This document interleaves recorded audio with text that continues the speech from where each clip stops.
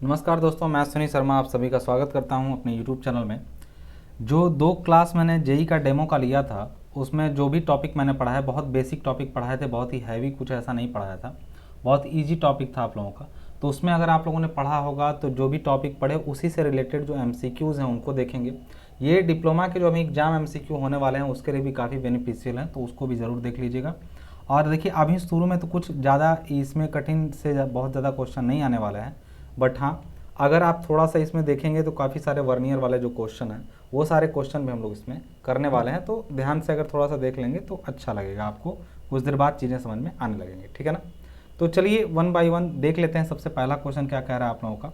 सबसे पहला क्वेश्चन आप लोगों का कह रहा है कि the fundamental principle of surveying is to work from. तो ये कई बार बता चुका कि जो फंडामेंटल बेसिस है, पहला फंडामेंटल बेसिस पर जो था आपका, वो कह रहा था work from whole to part. तो पहला आपका हो जाएगा work from whole to part. तो ये आपका हो गया पहला वाला ऑप्शन जो बिल्कुल सही है, होल टू द पार्ट। ये सही है। आंसर मैंने इसलिए लगा रखा था ताकि आप लोग को PDF में आंसर मिल जाए कि हाँ ये सही है, ठीक है ना। बाकी आपको समझ में आ रहा है तो ज़्यादा सोचने की ज़रूरत नहीं है इसमें। अब पार्ट टू होल वाला ऐसा कोई ऑप्शन होता नहीं कि ये वाला लगाएं हम लोग। Lower level to high level जैसा कुछ नहीं है, high level to lower level भी जैसा कुछ नहीं है। बात समझ में आ रही ना। तो आप लोगों को ये बात समझ में आ गई। अब अगला क्वेश्चन देखिएगा क्या कह रहा है। कर the principle of working from whole to part is used in surveying because. देखिए, इस पर मैंने जोर दिया था कि ये प्रिंसिपल यूज किया जाता है, वो ठीक है। धीरे धीरे क्वेश्चन की चीज़ें देखिए धीरे धीरे बढ़ती जाएंगी। इसमें कुछ लोगों ने अपने क्वेश्चन भेजे हैं, मैं वो भी इंक्लूड करूंगा। बड़े ही अच्छे अच्छे क्वेश्चन कुछ लोगों ने मुझे भेजे हैं, मैं उनको भी इंक्लूड करूंगा यहाँ पे, इसलिए ध्यान से सब लोग सुने इसको, ठीक है ना। कह रहा है कि the principle of working from whole to part, ये होल टू पार्ट वाला जो प्रिंसिपल है आपका, वो प्रिंसिपल यूज किया जाता है बिकॉज, मतलब क्यों यूज किया जाता है। कह रहा प्लॉटिंग बिकम्स ईजी, कह रहा कि प्लॉटिंग ईजी हो जाती है। देखिए, ये बुरा नहीं है। इस क्वेश्चन में थोड़ी सी दुविधा है और इसमें इसको ध्यान से समझिएगा ज़रा।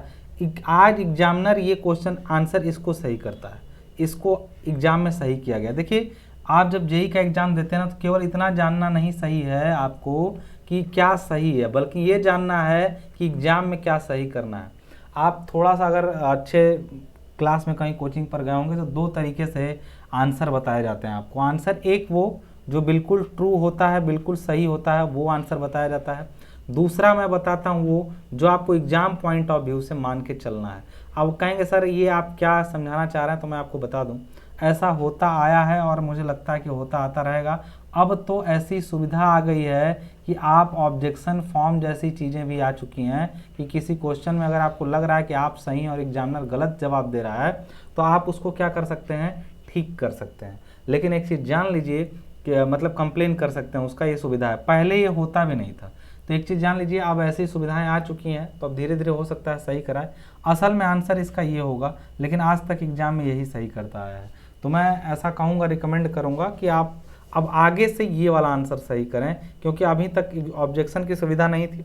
देखिए, मैटर समझ लीजिए कि प्रिंसिपल जो है आपका working from whole to part, वो पहला है कि प्लॉटिंग बिकम्स ईजी। तो क्या ऐसा नहीं हो सकता है कि आप अगर किसी काम को बाहर से यानी आउटर टू इनर बढ़ाएं या होल से पार्ट की ओर बढ़ाएं, तो उसकी प्लॉटिंग जो है वो ईजी हो जाती है प्लॉट करना। ये भी सही है एक तरीका।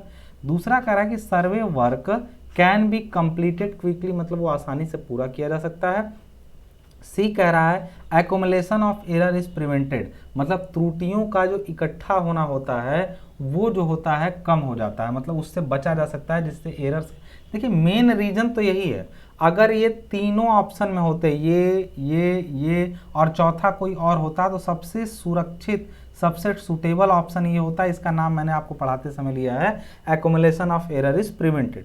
लेकिन जब ऑल ऑफ दी एबव भी ऑप्शन मेरे पास उपलब्ध है, तो हम इसका भी प्रयोग कर सकते हैं, क्योंकि बाकी भी गलत नहीं होते हैं। बात समझ रहे? तो मुख्य काम इसका देखा जाए तो ये है, लेकिन सहायक रूप से ये दोनों भी सही हैं। तो अब आपको ऑल ऑफ दी एबव सही करना है और इस पर आप ऑब्जेक्शन भी डाल सकते हैं कि हमने ऐसा कहा था और ऐसा हो गया। बात समझ में आ रही है? तो एक चीज़ आपने यहाँ पे समझ लिया, ठीक है। अब अगला क्वेश्चन देखिए क्या कह रहा है। कह रहा है कि the type of survey in which curvature the earth is taken into account is called.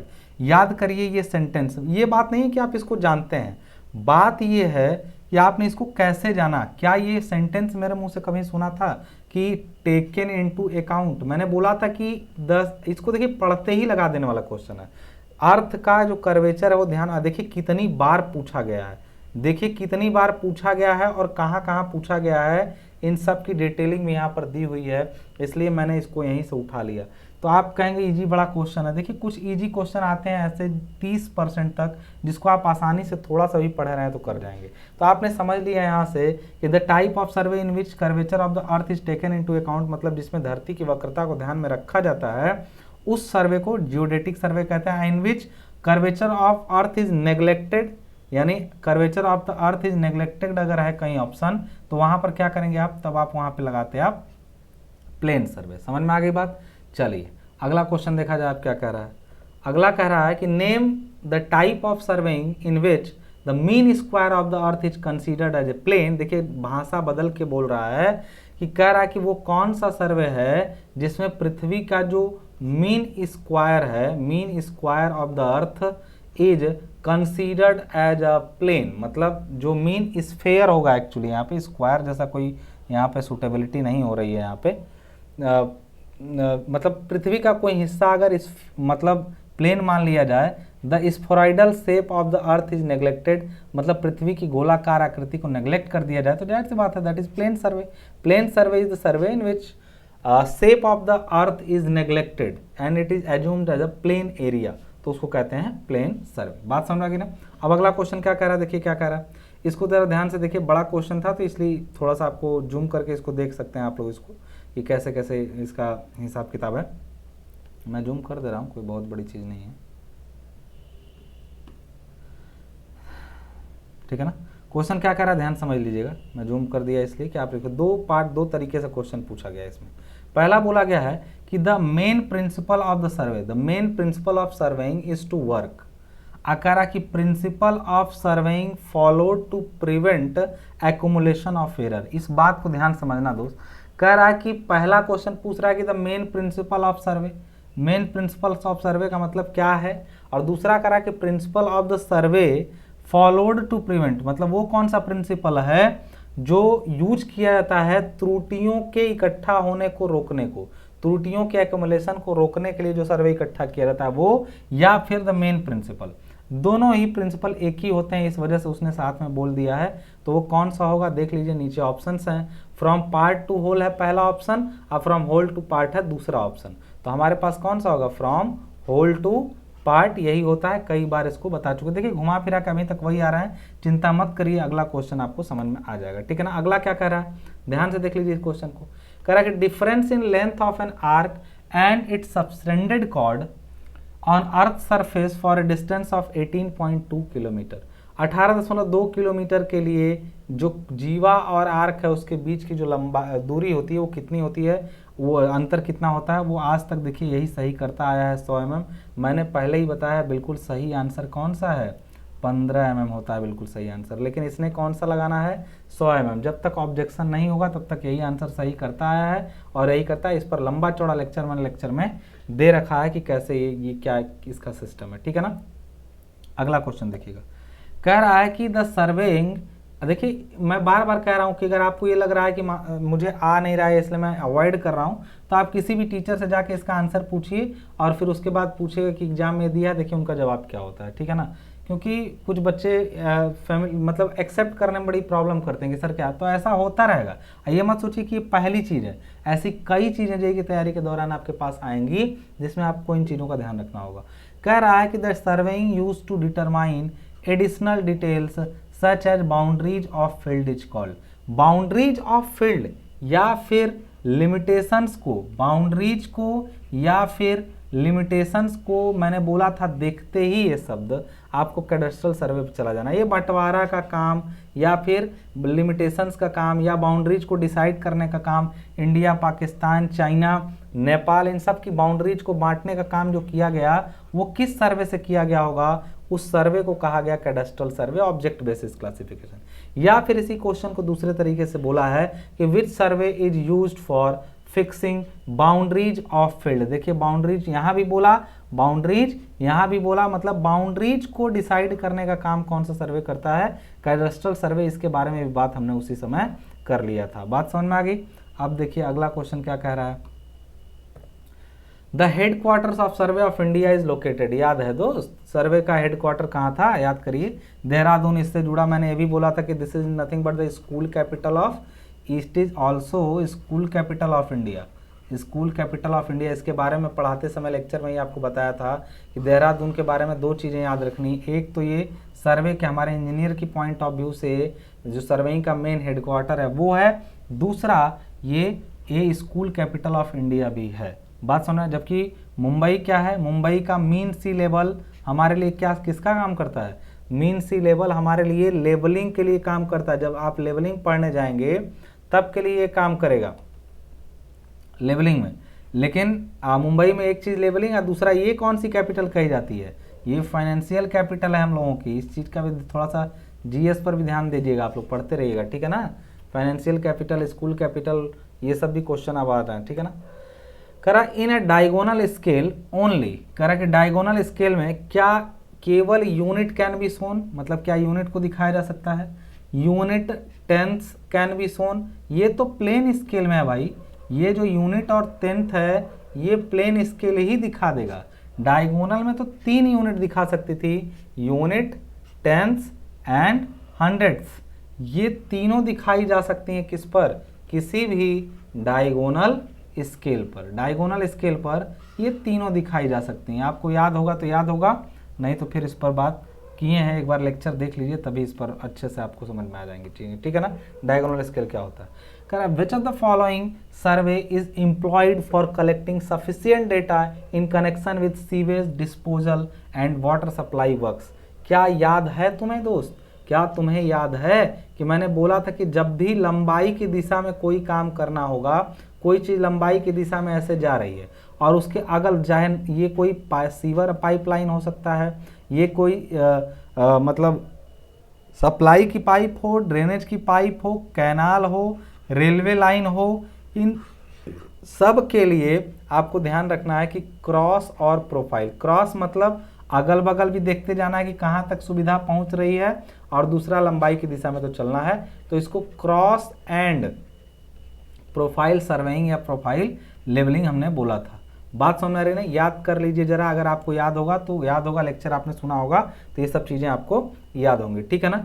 अब आगे देखिएगा अगला क्वेश्चन क्या कह रहा है हम लोगों का। कह रहा है कि रेक्टेंगुलर प्लॉट ऑफ 16 स्क्वायर, एक जन का क्वेश्चन भी आया था, एक दो लोगों का, मैं उसको इसी में क्लियर कर दूंगा, सरंग की स्केल से जुड़ा हुआ था।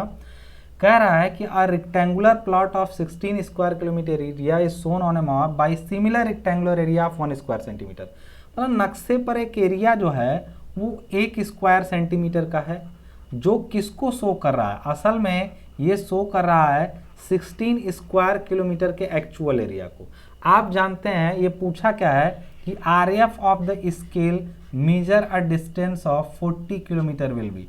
ये 40 किलोमीटर का यहाँ कोई अर्थ नहीं है, ये पूछ रहा है केवल आरएफ कितना होगा। इस 40 किलोमीटर को फंसाने के लिए आप ही सोचिए, आरएफ निकालने का मतलब होता है, आरएफ का बड़ा ही सिंपल मतलब होता है, आरएफ इज इक्वल टू, जो हम लोग कहें तो आरएफ इज इक्वल टू होता है distance on map, distance on map और डिवाइडेड बाई होता है डिस्टेंस ऑन या डिस्टेंस इन फील्ड। यही बातें आपको, डिस्टेंस तो हमें पता नहीं है, हमें पता है एरिया, तो एरिया को डिस्टेंस में हम लोग कन्वर्ट कर सकते हैं। कैसे, 1 स्क्वायर सेंटीमीटर यदि हम लोग बराबर कर दें 16 स्क्वायर किलोमीटर के, तो हम लोग दोनों तरफ अगर ले लें क्या, स्क्वायर रूट, दोनों तरफ क्या कर लें, स्क्वायर रूट ले लें, तो ये 1 का तो 1 हो जाएगा और स्क्वायर सेंटीमीटर का सेंटीमीटर हो जाएगा, इधर 16 का 4 हो जाएगा, स्क्वायर किलोमीटर का किलोमीटर हो जाएगा, दोनों तरफ स्क्वायर रूट ले लिए। यानी असल में 1 सेंटीमीटर की दूरी 4 किलोमीटर की दूरी के द्वारा दिखाई जा रही है।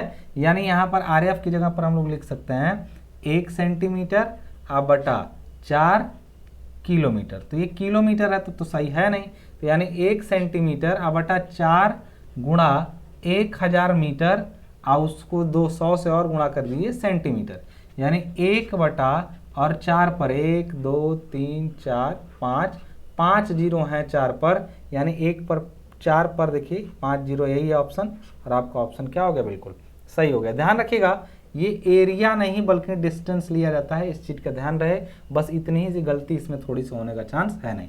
और इस 40 को केवल फंसाने के लिए दिया, उसका कोई मतलब नहीं है हमारे लिए। बात समझ में आ रही है ना। चलिए अगर इसको समझ गया तो अगला क्वेश्चन देखिएगा। कह रहा है representative fraction of this signifies a scale of. कह रहा है कि ये जो रिप्रेजेंटेटिव फ्रैक्शन दी, देखिए इस चैप्टर में यही सब इजी चीज़ें हैं और आगे वाले चैप्टर में आपको बहुत इसी में भी कुछ अच्छी चीज़ें मिल जाएंगी। जिनका डाउट था ना, कुछ क्वेश्चन के डाउट मेरे पास आए थे, वो लोग इसको अगर देख लेंगे तो उनका क्लियर हो जाएगा, ठीक है ना। कह रहा था representative fraction of 1/1 lakh signifies scale of. अब देखिए उल्टा करना है, अभी तक हमें स्केल देता था तो उसको हमको आरएफ में चेंज करना था। अब हमें आरएफ दे दिया है, रिप्रेजेंटेटिव फ्रैक्शन दे दिया है, तो हमें स्केल पता करनी है। अब 1/1 लाख हमें पता करना, तो हमें 1 सेंटीमीटर बराबर 1 लाख मीटर हो। देखिए दोनों तरफ सेंटीमीटर होता तो सीधे सीधे 1/1 लाख ये हो जाता, क्योंकि ये नक्शे पर दूरी है और ये फील्ड में दूरी है। 1 सेंटीमीटर बराबर 10 किलोमीटर हो, तब का क्या हिसाब होगा, 1 सेंटीमीटर बराबर 1 किलोमीटर हो। तो देखिए आपको आइडिया रहेगा, तो 1 सेंटीमीटर इधर 1 किलोमीटर को ना फटाक से 1 किलोमीटर में 1000 मीटर हो गया। आप फिर 100 से और गुणा करें तो सेंटीमीटर हो गया।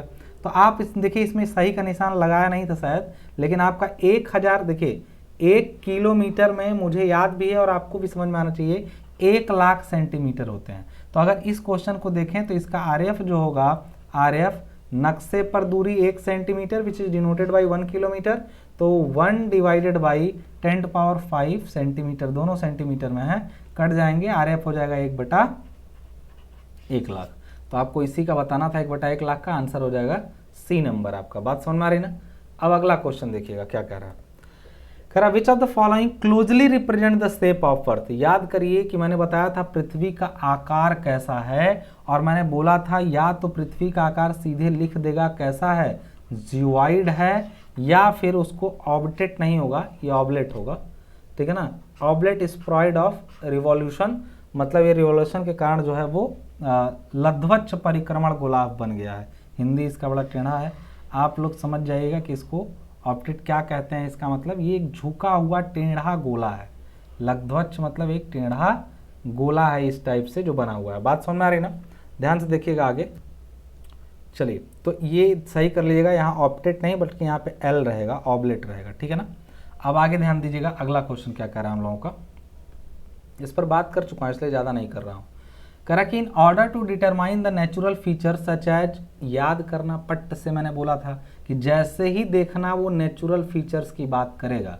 जैसे कोई ऐसा सर्वे जिसमें, देखिए ध्यान से पढ़िए, in order to determine the natural features such as valley, river, lakes etc, the surveying preferred is. कौन सा सर्वे किया जाता है, याद करिए, टोपोग्राफी सर्वे। टोपोग्राफी सर्वे, देखिए निशान इसमें भी नहीं लगा था, तो आप ये ध्यान रखिएगा, ये टोपोग्राफी, किसी क्षेत्र का टोपोग्राफी कौन बताएगा, किसी क्षेत्र की टोपोग्राफी कौन बताता है। टोपोग्राफी मतलब होता है हिंदी में स्थलाकृति। तो टोपोग्राफी उस फील्ड में क्या क्या, मैंने याद करिए बताया था एक शब्द कि नेचुरल फीचर्स किसी फील्ड का अगर शो कराना हो तो आप जान लीजिए कि उस फील्ड की टोपोग्राफी के बारे में हम लोग बात कर रहे हैं। बात समझ में आ रही है। तो अब आपका ये भी हो गया कि नेचुरल फीचर्स वाली कहानी हो गई, यहाँ पे टोपोग्राफी वाला सर्वे आपका ये वाला आंसर सही हो जाएगा। अब हम लोग बात करते हैं अगला कौन सा हम लोग का क्वेश्चन, उसको देखिएगा। The systematic error which persist and have regular effect in performance of a survey operations are due to. एक चीज जान लीजिए, अभी एरर मैंने आपको पढ़ाया नहीं है उसमें, इस वजह से शायद ये क्वेश्चन ना हो पाए, लेकिन ये जो केयरलेसनेस होती है ना उसको रखते हैं। एरर के असल में 3 टाइप होते हैं। एक होता है मिस्टेक्स हो सकता है, एक आपसे कोई मिस्टेक हो जाए। दूसरा कम्युलेटिव होता है, कम्युलेटिव, या इसको दूसरा नाम देते हैं सिस्टमेटिक। ये नेगेटिव या पॉजिटिव, या नेगेटिव रहेगा या पॉजिटिव रहेगा, दोनों नहीं हो सकता है। ये 2 इसके टाइप हो सकते हैं, ठीक है ना। और तीसरा होता है एरर आपका कॉम्पेंसेटिंग एरर की जब हम लोग बात करते हैं तो ये एरर जो हो सकती है वो प्लस माइनस इफेक्ट दोनों एक साथ दिखाती है। इसमें केवल इस पर डिटेल में बहुत बात करनी है दोस्त। इसको हम लोग एक्सीडेंटल एरर भी बोलते हैं, इसको हम लोग एक्सीडेंटल, और ये प्रोबेबिलिटी पे चलता है, ये हो ये ज़रूरी नहीं है, लेकिन आपको पता ही नहीं चलेगा कि ये हुई है कि नहीं हुई है। तो ये एक्सीडेंटल होता है या आकस्मिक इफेक्ट डालता है। तो जो आपकी एक चीज़ होती है केयरलेसनेस, वो आती है मिस्टेक में, लेकिन ये बोल रहा है कि systematic error, which persist and have regular effect. कोई चेन छोटा हो गया, 1 सेंटीमीटर छोटा है, तो बार बार सेम अमाउंट का एरर क्रिएट करेगा। तो वो एरर किस टाइप की एरर होगी, पुअर अटेंशन हो या केयरलेसनेस, ये दोनों जाता है किसमें, मिस्टेक्स में। अब फॉल्टी इंस्ट्रूमेंट, जैसे चेन छोटी होना, बड़ी होना, चेन का एग्जांपल इसलिए दे रहे हैं कि आसानी से समझ में आ रहा है। कोई भी इंस्ट्रूमेंट अगर फॉल्टी हो तो एक तरह का सिस्टमेटिक असर वो क्रिएट करता है, ऐसा ज़्यादातर चांस है। तो फॉल्टी इंस्ट्रूमेंट इसका सही आंसर होगा। जैसे चेन छोटी बड़ी होने की वजह से एरर बार बार, हर बार दूरी आप 1 सेंटीमीटर कम मापेंगे, तो फॉल्टी इंस्ट्रूमेंट इसका आंसर होगा। हालांकि एरर अभी पढ़ाऊंगा तो अभी डिटेल में इन सब टॉपिक पर बात करनी बाकी है। बात समझ आ रही ना।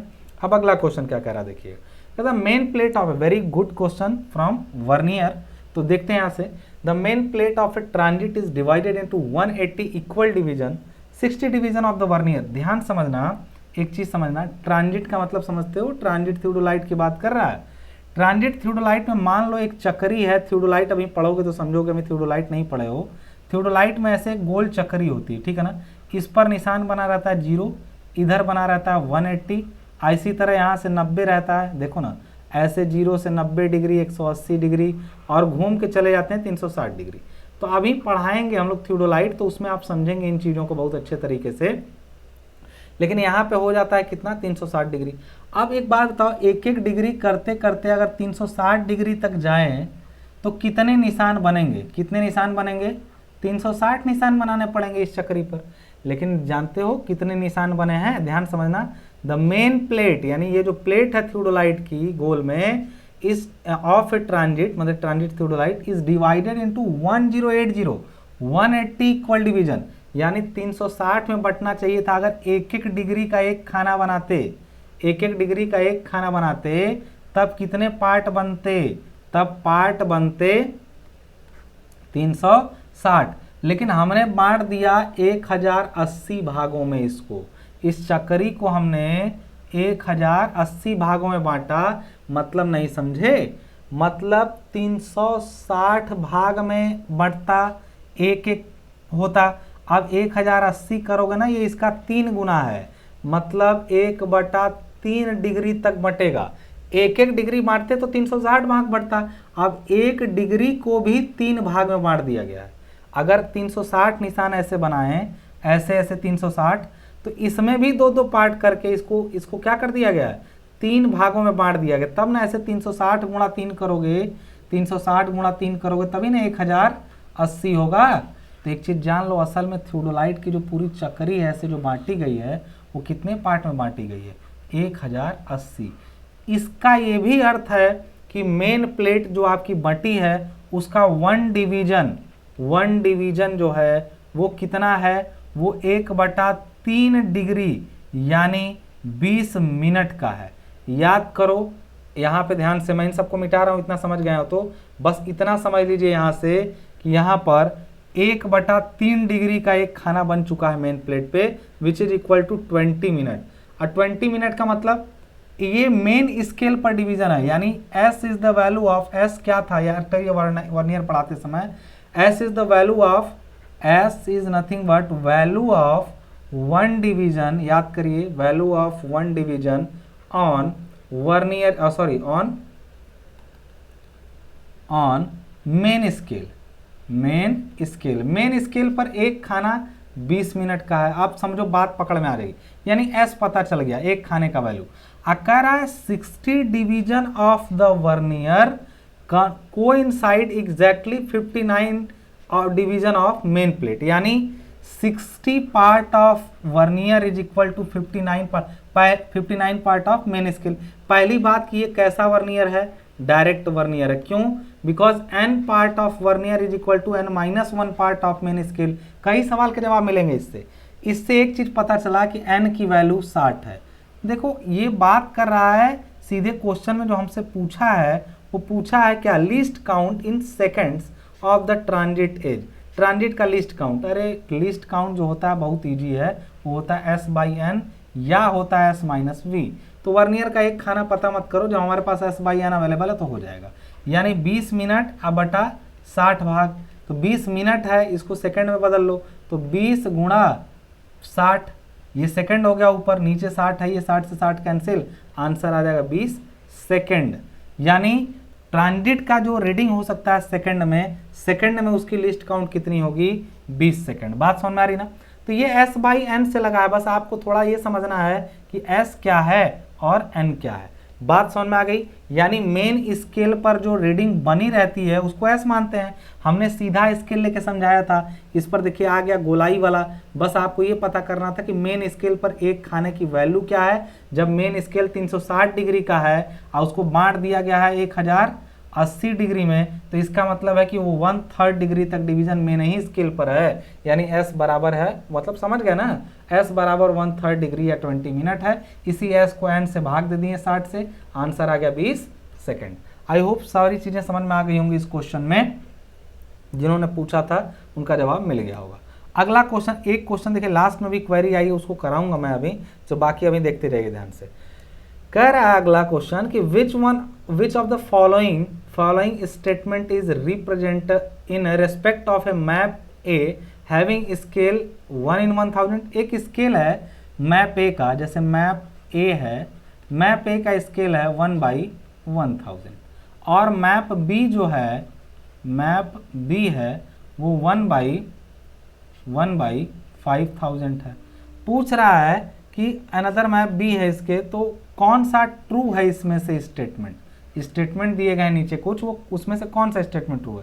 पहला कह रहा है कि map A is large scale map compared map B, मतलब मैप ए की जो स्केल है वो मैप बी के कंपेयर में ज़्यादा है। हाँ भाई ये बात सही है, मैंने बोला था कि 1/1000 वाली स्केल बड़ी है, 1/5000 वाली छोटी है। पहली बात तो सही है, लेकिन हमेशा दूसरा तीसरा भी चेक किया कीजिए। नन ऑफ दीज है, ऑल ऑफ द अबव भी होता है कई बार। तो बी कह रहा है कि map B is large scale, ये तो गलत है, बी का स्केल छोटा है तो बड़ा कैसे हो जाएगा। सी कह रहा है, इसको ध्यान समझिएगा इस ऑप्शन को, map B is more detailed map compare to map A, ये गलत कैसे है। एक बात बताओ, जितना ही डिटेल मैप रहेगा जितना ही डिटेल मैप रहेगा उतना ही बड़े स्केल पर बनेगा। जैसे अगर भारत का नक्शा बनेगा तो 1/, हो सकता है 10 लाख पे बने, 1 करोड़ पे बने, और एक नक्शा आपके घर का है जो 1/100 पर बन रहा है। पहली बात कि ये काफ़ी बड़े स्केल पर है, काफ़ी छोटे। ये भारत का मैप है। भारत की मैप में अगर एक खिड़की दिखानी रहे, विंडो, आप दिखा लेंगे, हालत खराब हो जाएगी। एक तो मकान तो दिखा नहीं पाएंगे, खिड़की को मारिए गोली, लेकिन घर के में दिखा सकते हैं। यानी जो स्केल काफ़ी बड़ी है ना, उसमें डिटेल्स ज़्यादा दिखाई जा सकती हैं। डिटेल्स ज़्यादा दिखाने का मतलब छोटी छोटी डिटेल्स, खिड़कियाँ, दरवाजे सब दिखाया जा चुका। किसमें? बड़े स्केल वाले में। छोटे स्केल के मैप में दिखाना सही नहीं है। अब मैप ए में बड़ा स्केल ए का है, इसलिए इसमें डिटेलिंग भी ज़्यादा हो सकती है, लेकिन ऑप्शन कह रहा है कि map B is more detailed, यही गलत है। एक्चुअली मैप ए रहता ज़्यादा डिटेल, तब यहाँ पर ये सही हो सकता था। यानी आपको ये बात समझ में आ गई होगी मेरी, मैं जो कह रहा हूँ कि ए वाला ऑप्शन सही है। सी वाला तब सही होता जब लिखता कि map A is more detail compare to map B, तब ये सही होता, लेकिन अभी ये क्या है, गलत है। ठीक है ना। अब आगे अगला क्वेश्चन देखिएगा। कह रहा है अगला क्वेश्चन कि the length and width of a field area is 3600 square metre, on map is 12 centimetre into 7 centimetre respectively. मतलब 12x7 में एक मैप बनाया गया है जो असल में एक बहुत बड़े एरिया को रिप्रेजेंट कर रहा है, विच इज 33600 स्क्वायर मीटर को रिप्रेजेंट कर रहा है। असल में ये दोनों तो सेंटीमीटर में है, तो 84 square centimetre is equal to है 3600 स्क्वायर मीटर। पहली बात कि इसको एक कर लीजिए, तो 1 स्क्वायर सेंटीमीटर बराबर हो गया 33600/84 स्क्वायर मीटर। इससे ये कट जाएगा कितनी बार में, जरा ध्यान से देखिएगा। तो एक, इसको मैं यहाँ लिख देता हूँ पूरे को, तो 1 स्क्वायर सेंटीमीटर बराबर हो जा रहा है आपका 3 से लगभग 4 बार में कट रहा है। अगर आपको नहीं समझ में आ रहा तो आप काट के देख लीजिए, मुझे दिख रहा है कि 8 चौका 32, 4 चौका 16, यानी ये 4 बार में कट रहा है। यानी हो जाएगा ये तो 400 स्क्वायर मीटर, यानी 1 सेंटीमीटर बराबर 20। इस 400 का स्क्वायर रूट लेंगे 20 आ जाएगा, इसका स्क्वायर रूट 1 आ जाएगा, सेंटीमीटर का सेंटीमीटर, और यहाँ 400 का 20 और मीटर का मीटर, यानी 1 सेंटीमीटर बराबर 20 मीटर है। यानी हो गया क्या, ये 1 सेंटीमीटर बराबर 20, और ये मीटर में है, इसको सेंटीमीटर में बदल लीजिए 100 से गुणा करके, यानी 1/2000 इसका क्या है, आरएएफ है, या 1:2000 इसका आरएएफ है। आंसर सही है। समझ में आ गया तो ठीक है ना, वीडियो को रिवाइंड करके देखिए, ऐसा क्वेश्चन कई बार आ चुका है। ठीक है, अगला देखिए, अब अगला क्या कह रहा है। The difference between sum of angle, याद करो ये क्वेश्चन मैंने दूसरे लेक्चर में पहले ही बता दिया था, सबसे पहले कि किसी ने बोला सर 195 क्या होता है। कहा the difference between sum of angle of a spherical triangle on earth surface and the angle of the corresponding plane triangle for every, ये 19.5 नहीं है, ये 195 होता है, ध्यान रखिएगा, ये मिसप्रिंट है। 195 square kilometre is only 1 second.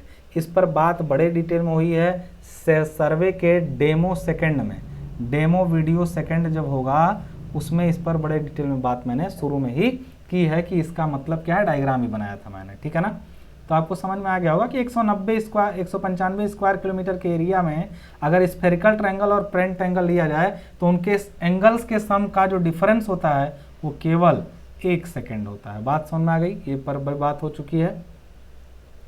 अगला कोई क्वेश्चन है, कह रहा कि the least count of vernier scale, देखिए ध्यान से समझिएगा, बहुत अच्छा क्वेश्चन है। The least count of a vernier scale is, कह रहा कि लिस्ट काउंट कितना होता है, sum of the smallest division of main and vernier, गलत बात। क्या S प्लस V होता है, गलत। कह रहा कि value of 1 division of the primary scale divided by total number of division on vernier scale, कह रहा है S/N, बिल्कुल सही जवाब है।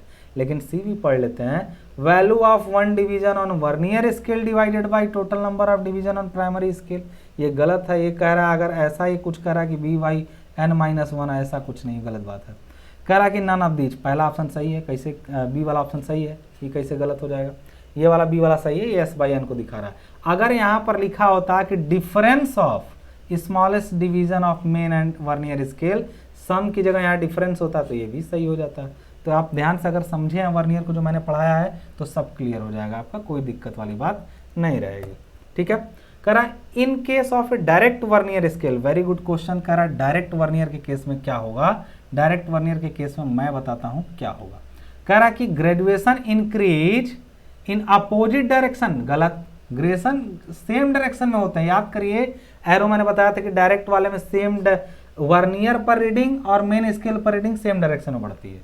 दूसरा कह रहा है कि smallest division is longer then smallest division of main scale, smallest division of यहाँ पे रहेगा of vernier scale is longer, यानी भी बड़ा होता है इससे। ये मैंने कभी लिखा है क्या, आपने अगर जरा सा भी जेई की क्लास में डेमो लिया होगा, दूसरा वाला डेमो, तो आपको ये कभी दिक्कत नहीं होगी कि इसमें वी छोटा था डायरेक्ट में, रेट्रोग्रेड में वी बड़ा था। अगर आपने ध्यान से पढ़ा होगा तो इसमें वी छोटा था, यानी इसका शर्त ये होता है किसका, डायरेक्ट वाले का। जबकि ये बोल रहा है कि smallest division of vernier is longer then smallest division of main scale, ये बात बिल्कुल गलत है। कह रहा अगला कि graduation increase in the same direction in which graduation of main scale increases, यहाँ भी कुछ छूटा है, graduation increases in the same direction, यहाँ पे भी वर्नियर मेंशन कर देना चाहिए था लेकिन नहीं किया, कोई बात नहीं। लेकिन आप समझ गए होंगे कि सेम डायरेक्शन में डायरेक्ट में होता है, रेट्रोग्रेड में उल्टा होता है, none of these. C option सही है वैसे देखा जाए तो, लेकिन आपने समझ लिया कि कैसे, तो बहुत अच्छी बात है। नहीं समझ में आया तो डेमो सेकंड जरूर देखिए, सब समझ में आ जाएगा एक ही लेक्चर में, 1 घंटे के लेक्चर में। वर्नियर का कच्चा चिट्ठा है उसमें, चारों वर्नियर का, ठीक है ना। अगला आप देखिएगा क्या कह रहा है। इन ए डायरेक्ट वर्नियर, देखिए धड़ाधड़ वर्नियर के क्वेश्चन।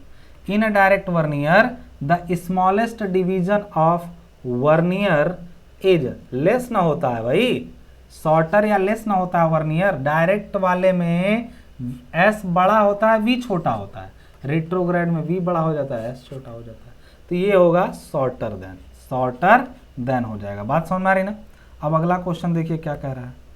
कह रहा कि इन रेट्रोग्रेड वर्नियर द, इस रेट्रोग्रेड की बात कर रहा है, पश्चिगामी। In retrograde vernier smallest division of a vernier longer, इस बार क्या होगा, longer than, longer than the smallest division of main scale, that means we is greater than S. ये सब बता चुका हूँ, अगर आपने ध्यान से सुना होगा तो। क्लियर है बात। अब अगला क्वेश्चन देखिए, कह रहा है north line of A match is mark on the. कह रहा है कि देखिए कभी भी कोई नक्शा जब बनाते हैं हम लोग ना, तो हम लोग मैप ना नॉर्थ यहाँ पे दिखाते हैं, कोने में यहाँ पे, या एन ऐसे लिख देते हैं, यानी कॉर्नर में टॉप में दिखाते हैं। राइट कॉर्नर, ये हम लोग का राइट हुआ, ये लेफ्ट हुआ, राइट टॉप में दिखाते हैं इसको। हमेशा जो नॉर्थ दिखाया जाता है वो राइट टॉप कॉर्नर पर दिखाया जाता है। बात समझ में आ रही ना।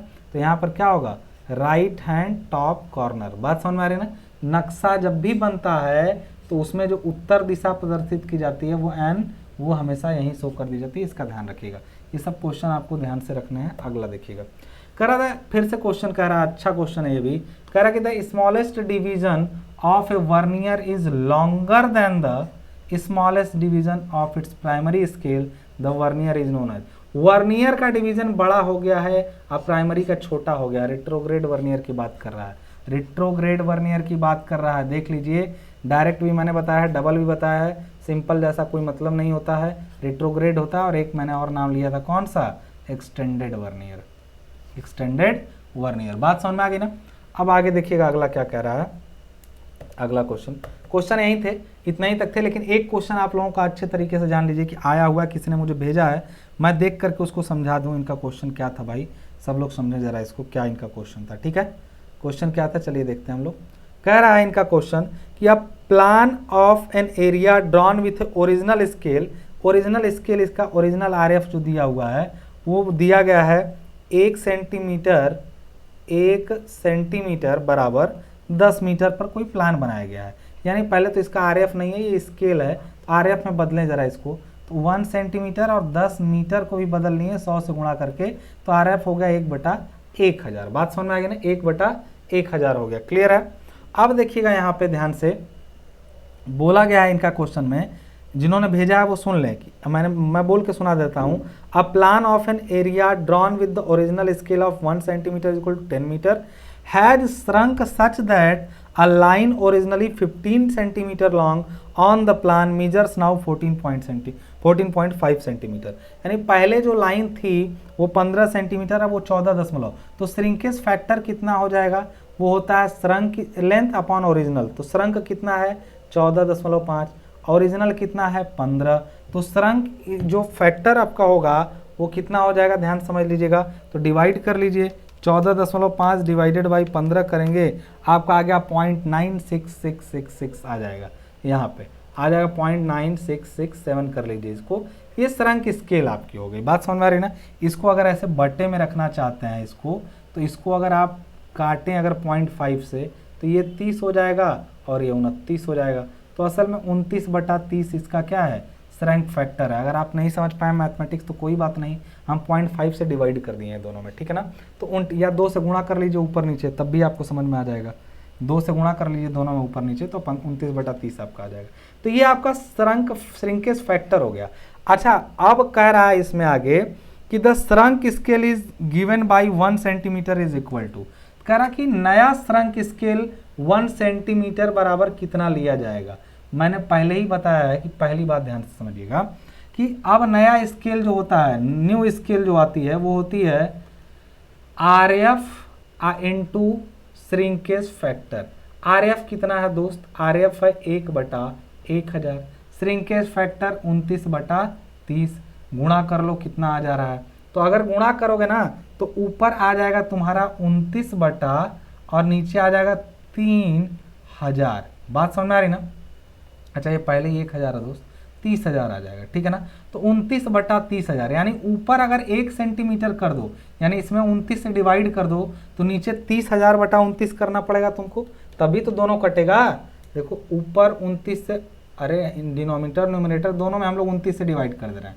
29 से डिवाइड किए 1 हो जाएगा, नीचे वाले में 29 से डिवाइड कर दो, तो 30,000/29 करोगे जब, तो कितना आ जाएगा, ध्यान समझना, 1034.48 आ रहा है। तो ये 1 सेंटीमीटर बराबर इतने सेंटीमीटर अब आया, 1 सेंटीमीटर बराबर इतने सेंटीमीटर, या फिर 10.34 मीटर। ये नया स्केल इनका होगा। ऑप्शन में देख लेते हैं कौन कौन सा है। तो ऑप्शन ए, जिन्होंने पूछा था वो देख लें भाई, ऑप्शन ए दिया है इनका 9.12, ऑप्शन बी दिया है 8.34, मैं देख के बोल रहा हूँ, क्वेश्चन इसमें दिखा नहीं पाया हूँ, 10.34 है, और डी ऑप्शन जो आपका है वो 10.24 है। अब समझ में आया ये कहाँ से आया है, तो बिल्कुल समझ में आ गया होगा कि कहाँ से आया, मैंने समझा दिया। फिर भी दिक्कत हो तो आप वीडियो को रिवाइंड करके देखिए, कोई दिक्कत नहीं आएगी, और नहीं तो फिर दिक्कत होगी तो फिर से बोलेगा, फिर से समझा देंगे। बस सिंपल सी बात है यार, कोई नक्शा बना था पहले और उस समय स्केल इसकी इतनी थी 1/1000 मैंने चेंज करने पे आया है, और इस समय इसका श्रिंक फैक्टर आपने 14.5/15 कर लिया, और इस श्रिंकेज फैक्टर आपका देखिए ये थोड़ा सा टेढ़ा हो जाएगा, इसलिए हमने 29/30 में लिया। अब न्यू आरएफ जो होता है वो श्रिंकेज फैक्टर इंटू आरएफ पुराना वाला हमने सब कर लिया और निकाला इससे, तो ये 1 सेंटीमीटर बराबर इतने सेंटीमीटर। अब मीटर में आंसर दिया तो 1 सेंटीमीटर बराबर, एक्चुअली इसको मीटर में चेंज करेंगे तो 100 से भाग दे देंगे, 10.34 आपका मीटर हो जाएगा। अगर आप लोगों को ये क्वेश्चन समझ में आया है तो फटाफट से नीचे वीडियो में बोलिए कि हाँ सर बहुत अच्छा लगा और ये सेशन हम लोग का अच्छा गया, ठीक है ना। तब तक के लिए अगर जिनका ये क्वेश्चन सॉल्व हुआ है कम से कम वही थैंक यू बोल दें तो मुझे बड़ा अच्छा लगेगा। और जेईई की क्लास के लिए बाकी आप लोगों को जानते ही हैं कि आपका एप्लीकेशन पे जेईई की क्लास शुरू हो गई है। ऐसे सारे क्वेश्चन कराए जाएंगे, जितना लेक्चर होगा उसका उतना ही क्वेश्चन होगा। तब तक के लिए मुझे दीजिए इजाजत, मिलते हैं नेक्स्ट वीडियो में, धन्यवाद।